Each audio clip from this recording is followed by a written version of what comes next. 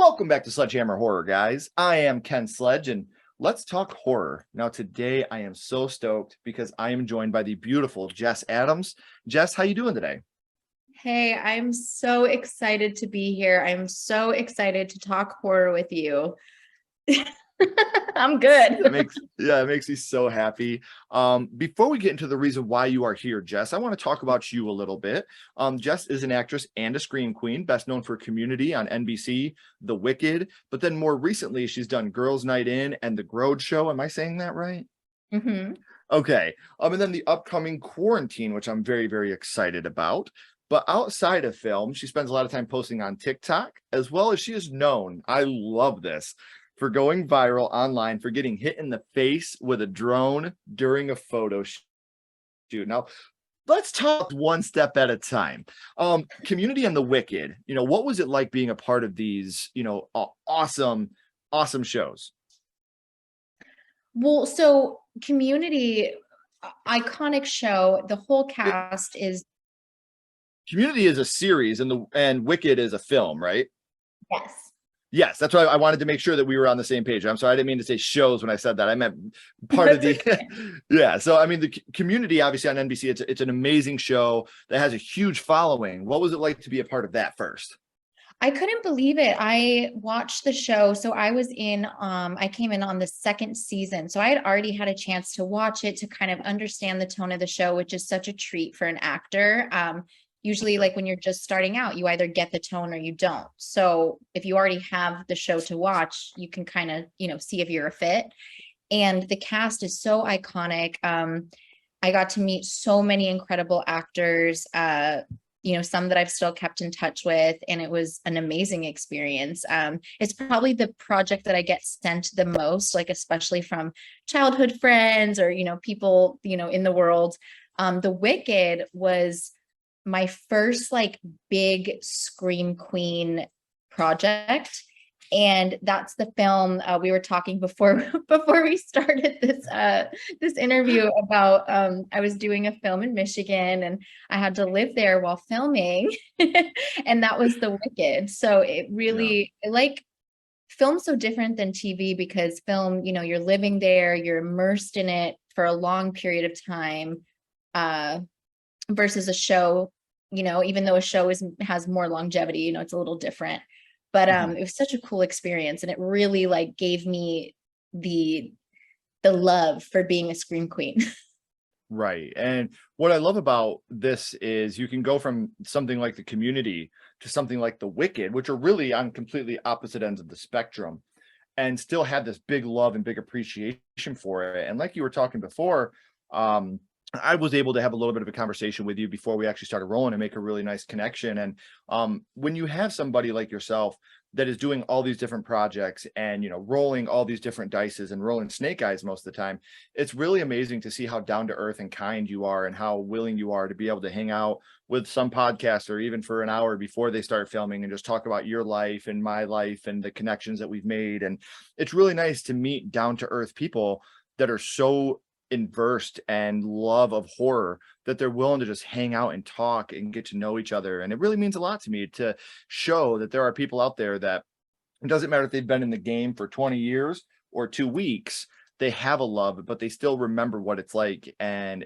appreciative of the fans that want to talk to them. So that really means a lot, even though it may not seem like much to you. To us, it means the world. So I'm so excited. And that's a beautiful segue into what I was about to say.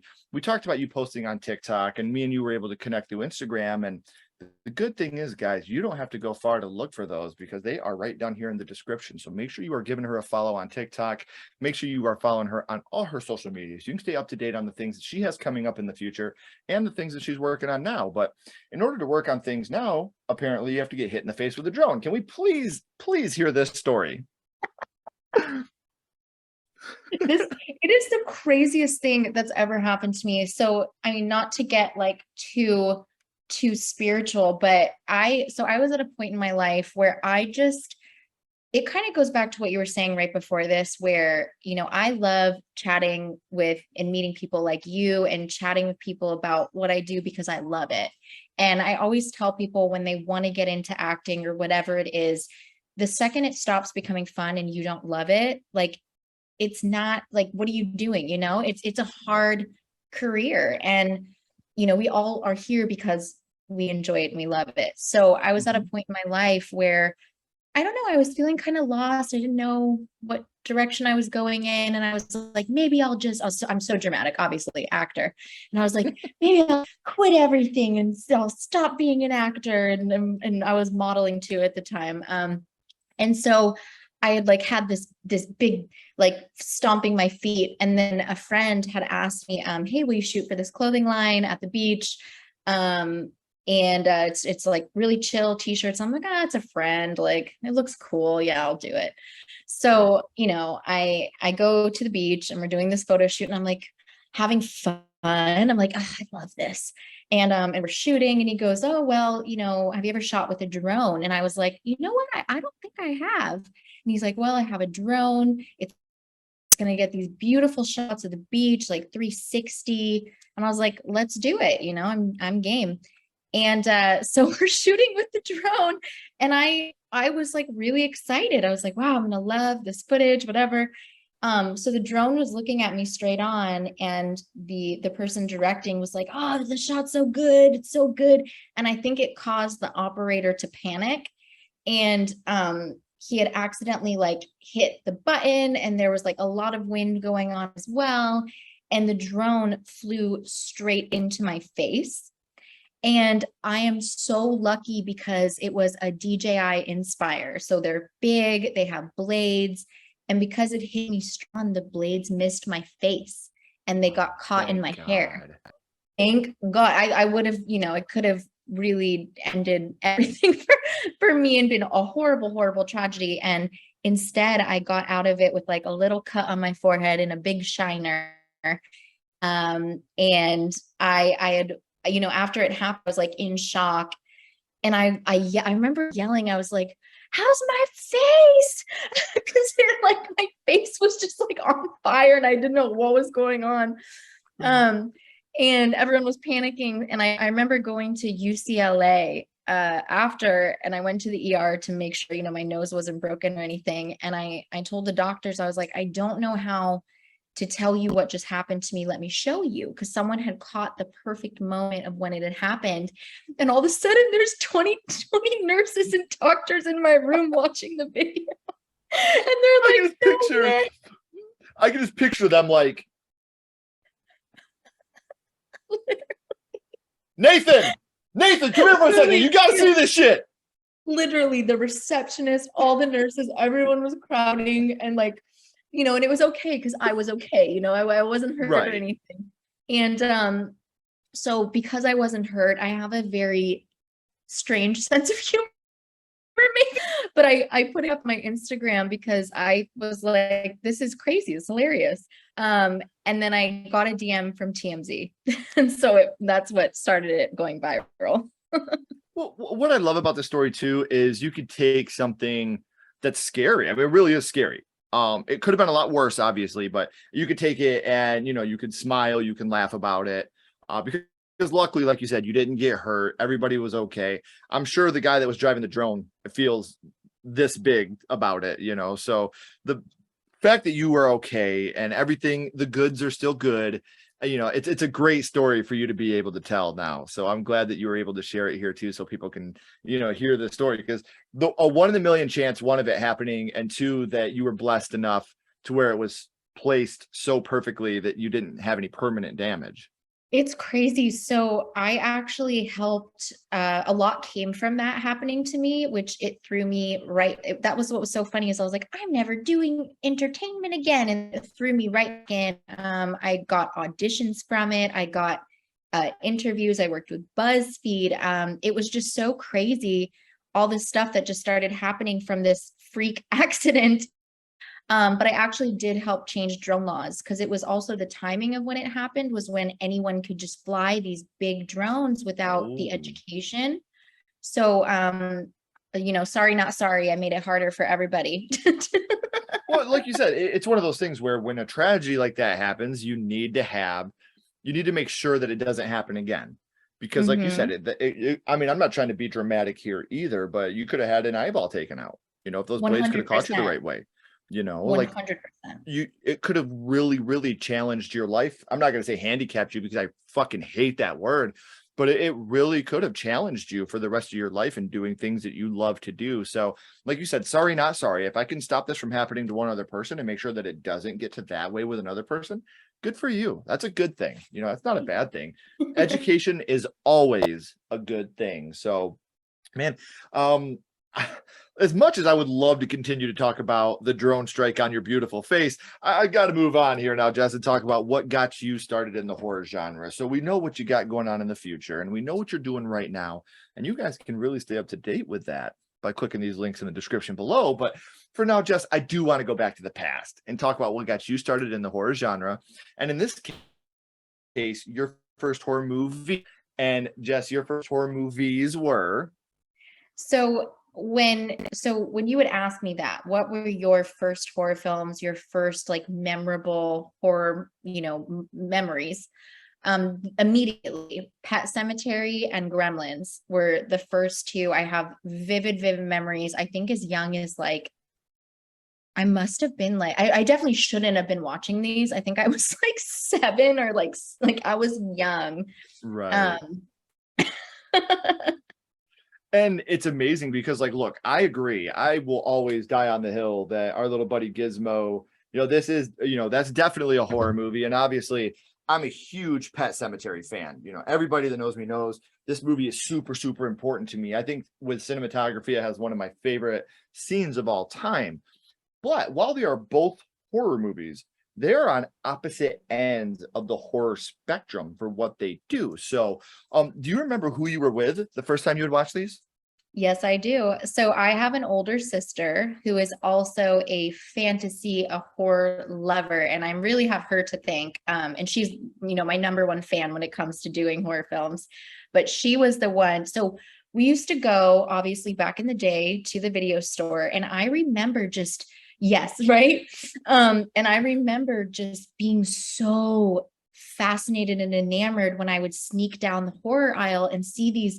So like back in the day, the young kids don't know, it was all about the movie covers, and they were so elaborate and beautiful and scary. And like you would pick the movie, word of mouth, but mostly off the cover. I mean, at least for me, I picked off the cover. And those two, we used to go to Blockbuster, whatever, Mammoth, whatever was going, whatever store was at the time. And that would be our thing, is we would pick out movies. So my sister was able to get us the horror films. And then my brother and I would, get the films that we were allowed to watch. Right. And she would play them for us. And then I know she feels a little guilty for the sneaking into her bed at night being scared after watching them.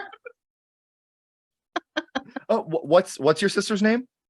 My sister's name is Shayna. Shayna, I love you. Thank you for continuing to bring horror to everybody. And something I want to piggyback off what you just said, because the way that I explain it, when we were kids, I'm a little older than you, I'm sure, by about 15 years probably, but our YouTube was walking up and down the aisle looking at the cases. Like, that's how we would decide. We couldn't just go and watch a trailer. We could, like, that wasn't available for us. Like, if we watched a trailer, we had to literally write that shit down. Like, man, I got to end up seeing this movie. But what we did was just walk up and down the aisle trying to find which cover scares me the most, which cover draws me in. So I love the fact that I can hear you, somebody that lives thousands of miles away from me, going through these same experiences as a kid, doing the exact same things that I did. So that's amazing to me. And again, your older sister, Shayna, right?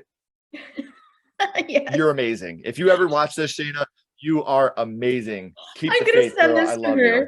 She's gonna love this. So, like I said, obviously with Pet Cemetery and Gremlins, two opposite ends of the horror spectrum, but two very, very good movies that I can still watch to this day.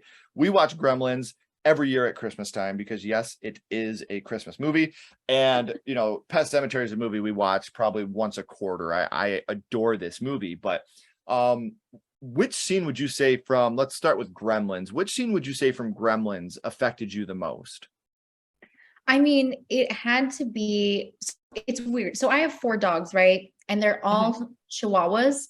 And I'm like, why do I love Chihuahuas so much? And I swear it is because of Gremlins. That's like literally a stuffed animal of my dog, Francis. It's gotta be, you know, like you see this at such a young age and you're like, okay, that's it. That's a wrap. I need me a gizmo.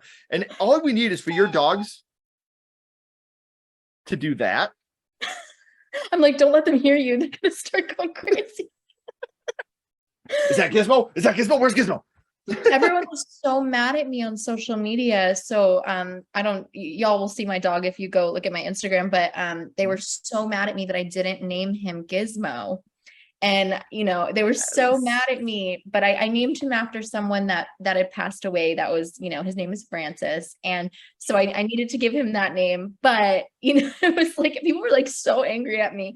But he does look like Gizmo. And I think for me, that is the part that sticks out from Gremlins is the moment where he sees the Mogwai and he gets the box and this like list of instruction or rules, and he sees, you know, him for the first time, and he's so cute. He's so cute. And you're like, and you're thinking like, oh, like in your heart, you're like, oh, like I love it. And then it, you know, and then it turns into the Gremlins, and it's just, I don't know, there's something like, it's not necessarily that it's so scary, you know, especially at the beginning, but it's almost like this magical thing that then, you know, it's like with everything great, there's a twist, there's a price. Well, it's and you get that moment where, you know, he goes and he shows you know, they have that bonding moment when they're in the bedroom and look at this thing that dad got me, and he's trying to make it blink, you know, he's trying to teach it how to blink. And you know, I agree. You like for the first, you know, two maybe act and a half, this is really like a family drama story almost that takes a huge twist after that. So Pet Cemetery, like I said, complete opposite end of the spectrum. Which scene from Pet Cemetery would you say it was that affected you the most? I feel like a lot of people are going to agree with me on this, but you know, I never dangle my feet over the bed, and it's not because someone is going to pull me under the bed. It is because of that one scene where the kid slices, what is that? The Achilles tendon. The He Achilles, slices yeah. the back of his heel, and it was just so traumatizing for me. Yeah. And what I've forgotten about Pet Cemetery is how great the practical effects in this movie are.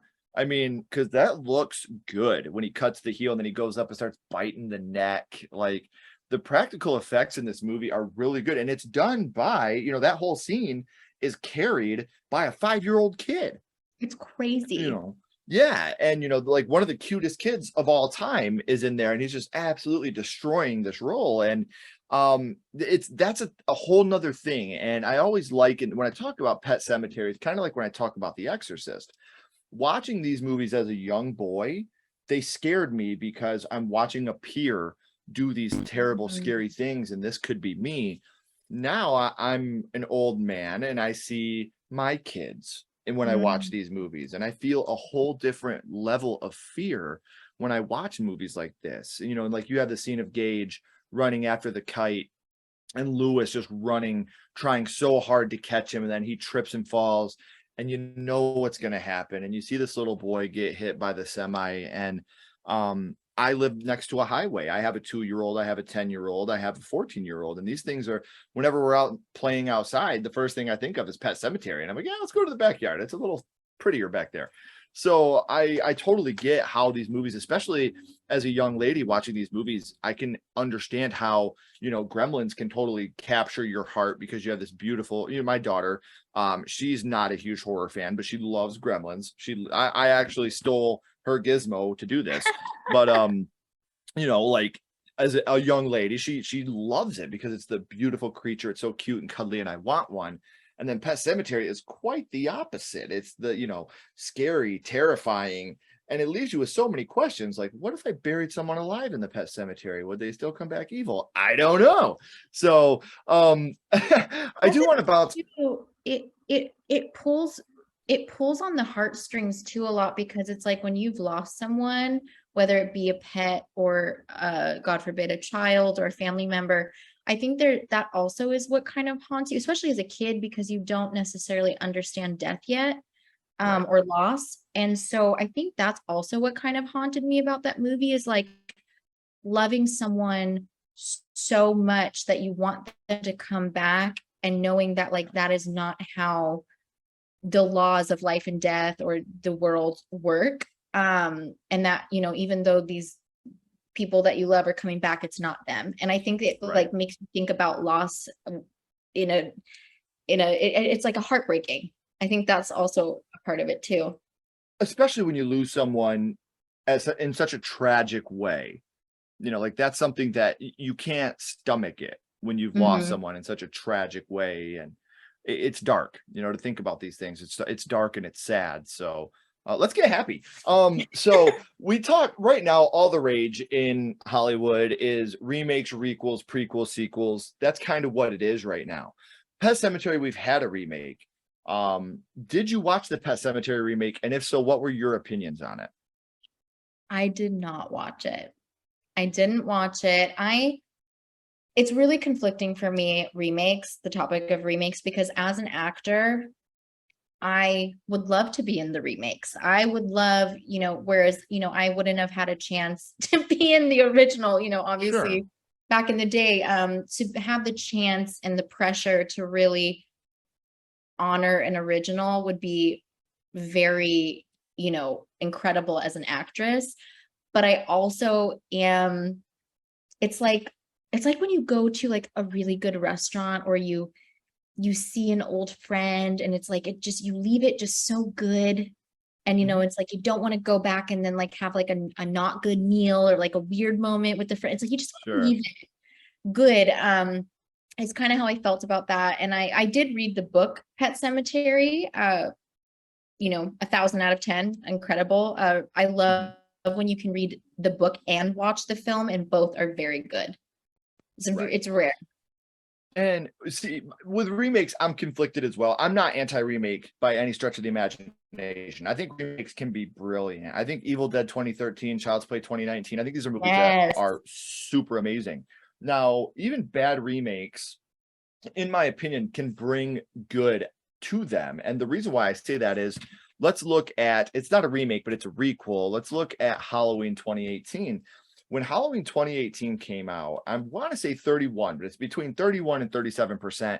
The sales on Halloween 1978 went up 31 to 37% because people that had never watched it or never heard of it now are going back and revisiting it because of the remake or the requel. So even if we get a bad remake or a bad requel or a bad sequel, it can still introduce a younger crowd that had never seen the original to this original film. So there is always, to me, that silver lining of, we can show people how great the original was. And if the remake's bad, I don't ever have to watch it again, but I can still remember how great that first one was. And Pet Cemetery, the remake, I've grown to like it, Should I but there's a, watch it?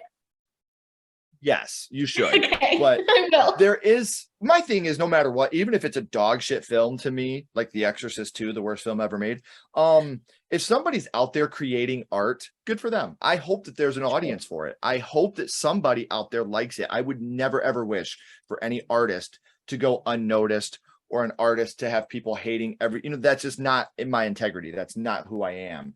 Yeah. I will say that I have written a Pet Cemetery fan film that I hope to have made one day, that is going to follow a certain thing that happens in the remake that did not happen in the original. So we'll talk about that after we're done I want recording. an But audition.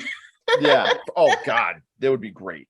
Um, so now we talked about that, but would you like to see Gremlins remade today? I do. I do. I just feel like with how far and intricate and complex special effects has become, I think it could either be like nightmarish, like Cats, like the new Mhm. Cats, where it's like like Uncanny Valley, or it could just be like even more magical because they're creatures. And Right. I mean, I again, like you said, it's like I don't know if it will be the same, but I mean, Gremlins is such an incredible movie that I think that they could just, I don't know, I feel like someone's got to have some wild spin we didn't think about yet, and that, they could really take the effects up. I think it could be cool. And you also have to think about the fact that now with technology the way that it is, um, the amount that we could do with cell phone usage throughout the film. Ooh, Looking up backstories into a Mogwai and how they were created and how they were started, and we could do so many. I mean, I would love to see, maybe instead of a remake, I would love to see maybe a surprise prequel that shows how the Mogwai got involved in and how it got into the old Chinaman's shop. End it with him being taken into the old Chinaman's shop and learning that about the sounds rules and stuff like that. So fascinating. That sounds yeah, fascinating. I would love to see something like that, maybe in that vein. Um, so now, Jess, we've talked about your first horror movies and what they mean to you and how they've affected you. But now, my little buddy Ghostface here has a question for you. We want to throw a little bit of a curveball here for a second. What's your favorite scary movie, Jess? What is your Ever? favorite horror movie of all time? Oh, Ghostface really threw me a curveball. Ooh, that's like picking a favorite child or like a favorite pet. So I hard. think I think I think picking a favorite child's easier than a favorite horror movie. Oh, no, and what I love about this question is I never, ever tell any of my guests that I'm going to ask this, because I want a genuine answer. I don't want you to sit on it and think about it. I want, what? This is the first thing that comes to my head. Boom, that's my favorite. That's the one I couldn't live without. The platform. The Okay. platform. And it is a Spanish film. It's in Spanish. It has subtitles. And basically what it's about, without spoiling it, it reminds me a lot of the style of Guillermo del Toro, where Okay. it is dark, it is this whole other universe. This film is not, reality, it's its own reality, but it's not necessarily fantasy. But it also, I noticed in his films and in this film, it teaches you a lesson, but it doesn't quite tie up the loose end. And it also, the lessons are like very blunt. They're very brutal. They do not coddle the audience at all, Sure. which can be hard to palate. Sometimes you're like, ooh, like sugarcoat that a little. Yeah. Don't be mean, don't be, bad person. But this film, so basically it is a prison system-esque designed by this government in this world, where people are in debt, people need a certificate, and if they can't afford it, or they can't work for it, it takes a really long time, they can opt to go into this place, like the platform, and it's basically levels of this these floors, where once a day, depending on what level of the floor that you randomly wind up on, a tray of food is brought down the middle, and you have like a minute or two to eat from it, but what you eat affects everyone else below you. Oh, So people who wind up at the bottom will starve, will resort to violence, will, and then everyone that, and it randomizes. So one day you'll be level 3, the next day, or the next month you're level, 250 and you're starving, but that if you change the way you were, you could help someone else going through it. But it really just, I love it because it really shows selfish nature, and talks about helping others, and how people have survival instincts. It's just really brutal, and I'm obsessed with yeah. it. And I wish I you can't need to see. watch it. I've written it down. You can't really see because I'm going in and out, but I wrote it down so I can make sure I watched it. I want to check this out. That sounds awesome. It's really Um, good. That one's been haunting me. And I also love, I love Korean horror films. I'm terrified of zombies in real life. And I tell I tell my manager all the time, I'm like, if you get me a zombie film, I will not be acting. I will shit my pants and cry. we need Jess on the set. It's going to be a minute. We need wardrobe, please. Literally like 10 backups. I'm terrified of zombies. Zombie films. I mean, World War Z is incredible. It's a little super realistic. It's like I love watching zombie films, but they do terrify me. That's like the one thing I can't rationalize, because as an actor, it sometimes, it can sometimes take you out of the Yeah. horror world.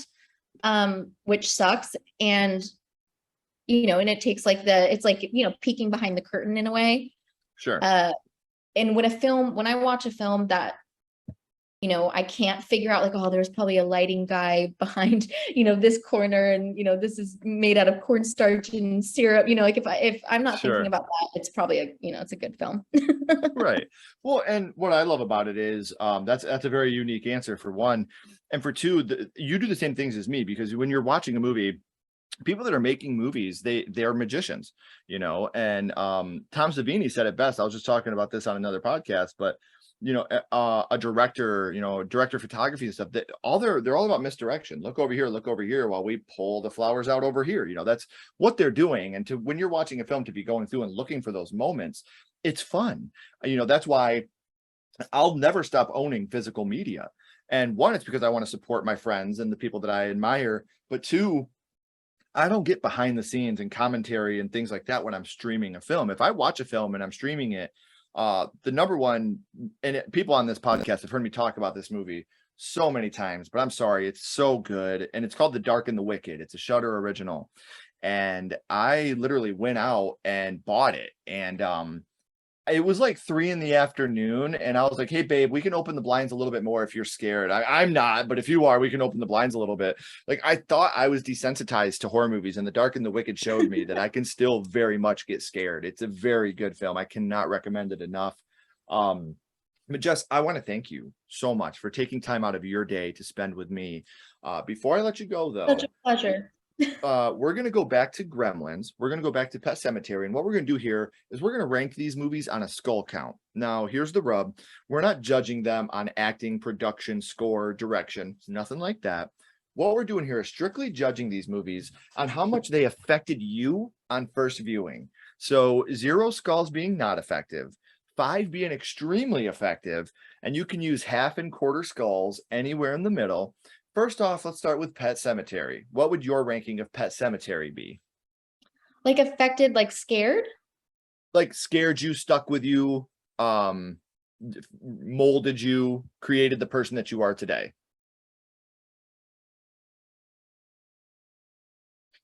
I mean, I love the evil. I can't help it. You're going Mr. Burns on me. Excellent. For anyone that doesn't know, I usually play the evil. It was something you said earlier. It's like where there's I usually play characters that look like they're going to be bad or evil or like mean, and then they have like a redemption. But I also sometimes just play like a straight demon, or like I will eat your soul. So I can't help it. Well, and I think that someone like you, and I'm not trying to be judgmental or anything like that, but you're a very attractive lady. And I think it's awesome when you have that in any film, when you have the juxtaposition of this, especially with beautiful women or children, or even like with, no spoilers, but even with the newest movie X, you have that juxtaposition of this person that is supposed to be this innocent person that really is the evil, twisted, and I love the juxtaposition of that, the beautiful evil. It's amazing. Speaking of, that reminds me of the new Orphan prequel coming out. This is also me distracting you from answering the question you asked me. Look over here. Look over here. Really, I'm like, oh, what about this movie? I had to call myself out. Okay, Pet Sematary. I mean, I'm thinking about it. If you're thinking about it that many years later, it's got to be like a 4.5 skull or a 5 skull. Sure. Just the fact that it was like the first one that popped up, and I think it taught me a lot of I think it did teach me a lot of like about pain and life and death, and and don't screw with ancient land. Right. Well, there goes my plans for the night. So what about Gremlins? What would you say that affected you? Well, I mean, also the fact that I have 4 Gremlins in my home, and it is like a comfort movie. I think I might watch it again tonight. I gotta give that one, I'll give that one 4 skulls. Perfect. So I do want to say again, Jess, thank you for doing this. And for those of you that didn't hear me the first 8 times, all of her social media links are down here in the description. So make sure you're following her on social media, staying up to date on everything that she's doing so we can be supportive of her and all her endeavors. So Jess, please don't go anywhere. I have a couple more questions for you. Everybody else, as always, keep talking horror, stay what you are, and we'll see you guys soon.